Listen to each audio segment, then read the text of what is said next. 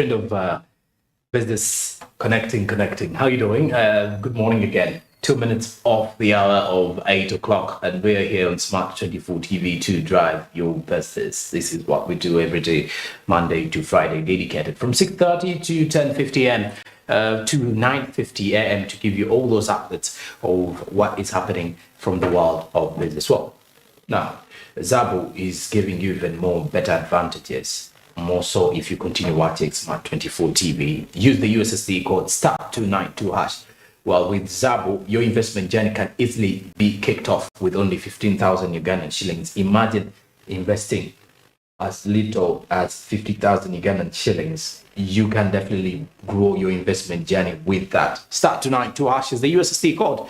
If you do not have an account yet, please do open up one today, and by tomorrow, 24 hours from now, you'll be able to invest. The markets open at 8:15 a.m. and close at 3:15 p.m. East African Standard Time, and you are definitely going to be having the best day of your life, or your best life in this year if you kickstart off your investment journey with Zabo. The markets are only closed on public holidays and during the weekends, but the rest of the time you'll be able to invest in bonds and securities. Zabo, my money, my future.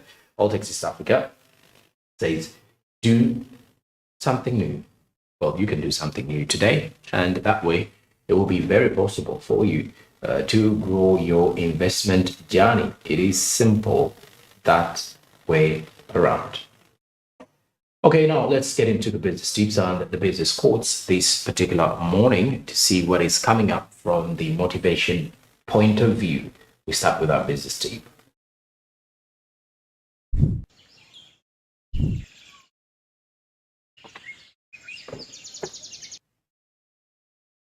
Now, the business tip says get organized. To achieve business success, you need to be organized. It will help you to complete tasks and stay on top of things to be done.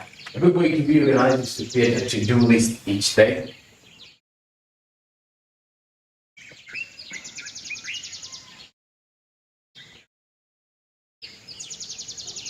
And getting that to-do list can easily kickstart off your day-to-day. You should be writing or jotting down some things about what you feel or what your plan is like for today, or how you intend to live throughout the month of January.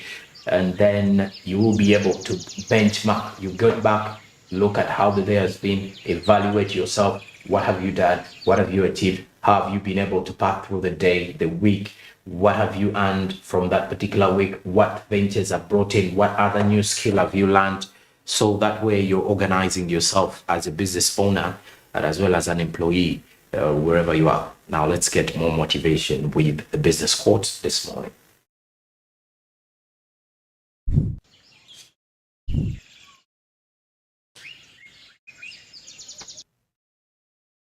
Heather Brasic, who is the CEO of Milan, says there is simply no substitute for hard work when it comes to achievement or to achieving success. There is simply no substitute for hard work when it comes to achieving success. So there is no substitute. He clearly says there is no substitute if you want to achieve that and more. Well, now getting back onto track here, there is something regarding recession that will hit a third of the world in 2023, according to the IMF chief Kristalina Georgieva. I did mention of that. Now, she did quote that this year will even be tougher than last year because the economies of the US, the EU, and China are likely to slow down. So those are the greatest arms of the world economy. Now, a third of the global economy will be in recession this year, according to the IMF chief, and she warned that 2023 is highly expected to be tougher.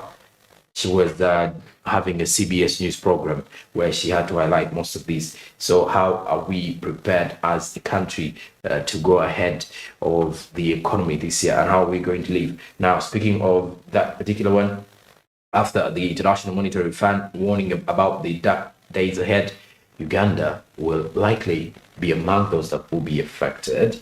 But the legislators do believe that if we can use the money more appropriately, or the funds, the limited funds that we do have, and disperse them off to the rightful sectors, then you never know.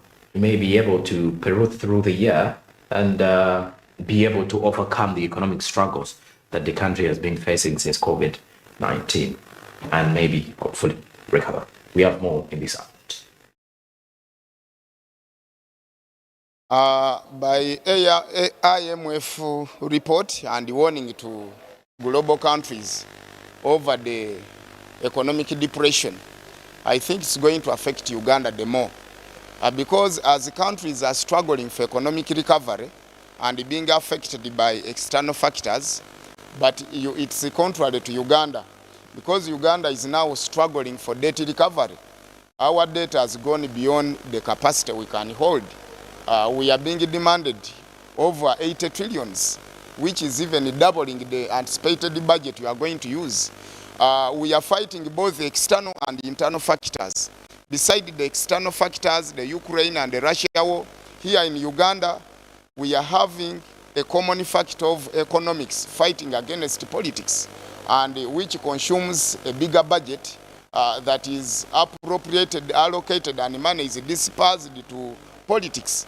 Power consolidation against power struggle for change. That's the common scenario which is in Uganda.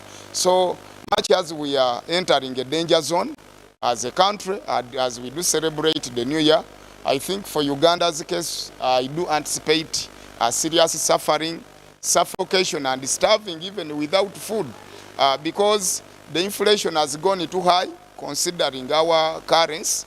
And yet the money in circulation is not on the ground. People are very poor.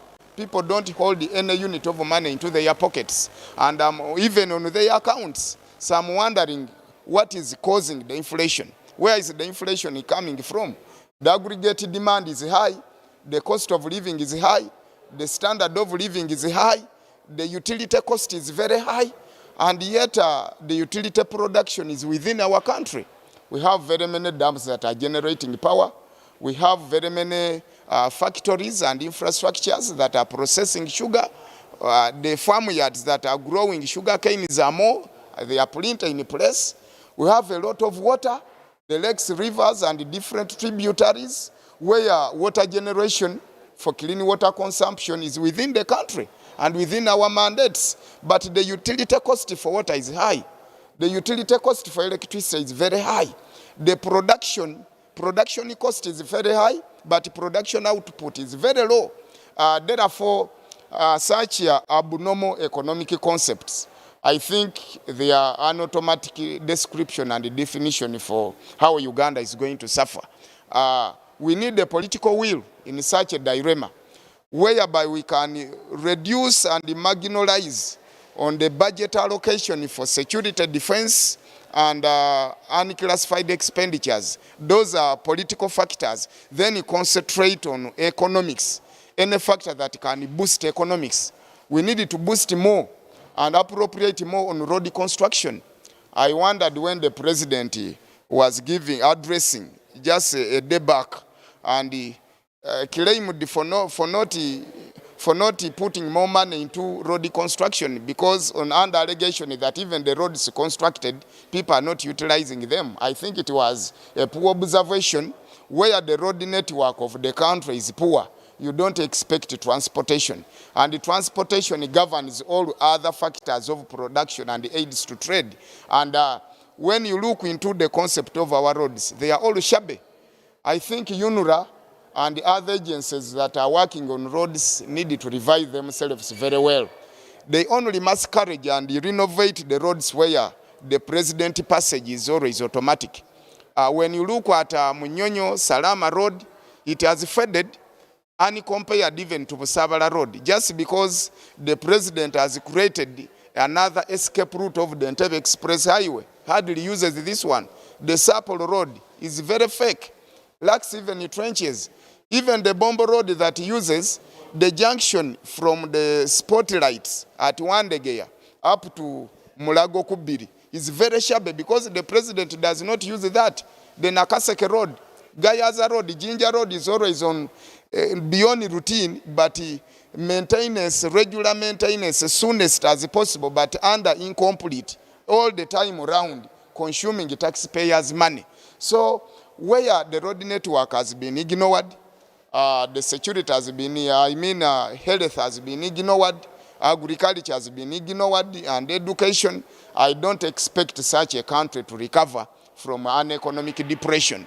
We are having new taxes being introduced into an economy, and where the tax base is undefined, and nowhere the tax base is very low, but the new taxes are being introduced. No wonder from where are they going to levy the taxes from. The tax revenue collection has always emerged higher according to the report of Uganda, according to the report of URA, because they normally give us a report, we have hit to the target, we have reached the required target, but upon the year ending, then they bring another report, we are running a deficit of $1 trillion. So I wonder where the tax collection and the tax value is very high, but the tax quid pro quo, the benefit from tax, people are not seeing anywhere. Therefore, given the warning from International Monetary Fund, I think it would be a very good point, a good factor for us to check on our demands, aggregate demand, vis-a-vis how we operate and allocate money.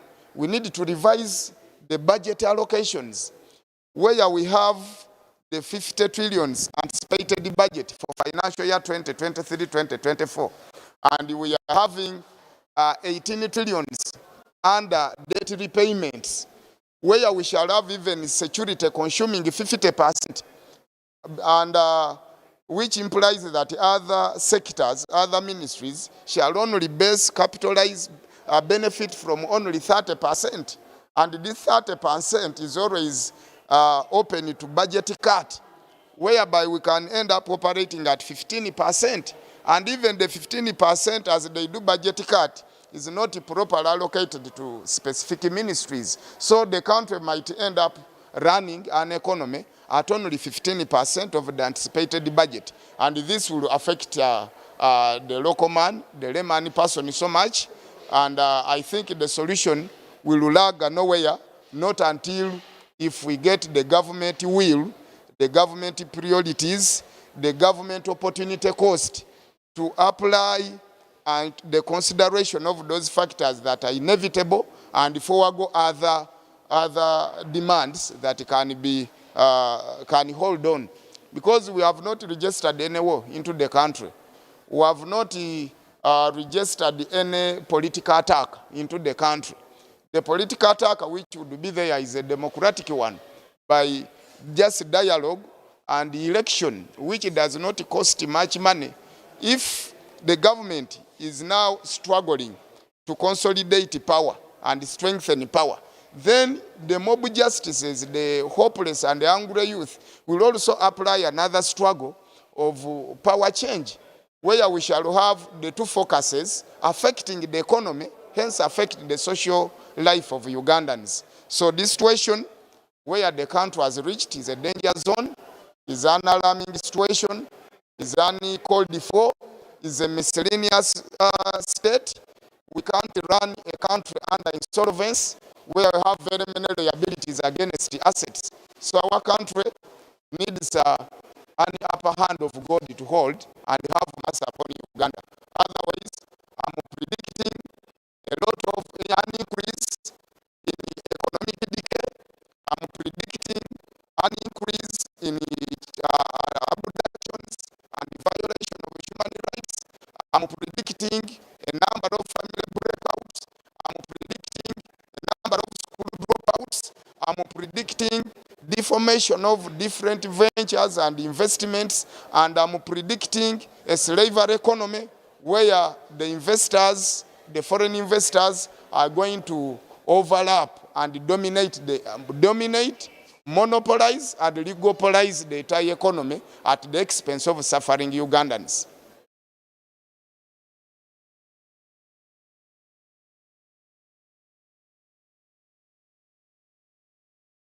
Well, Honorable Tibandike with this submission, but here when you look at it, Europe is highly expected to be hit hardest in the global slowdown, according to the analysts here. China having scrapped up its zero COVID policy and reopening its economy following a wave of anti-government protests in the country. And for the next couple of months, it would likely be tough for China. at the start of 2023, and the impact of the Chinese growth would even be more negative.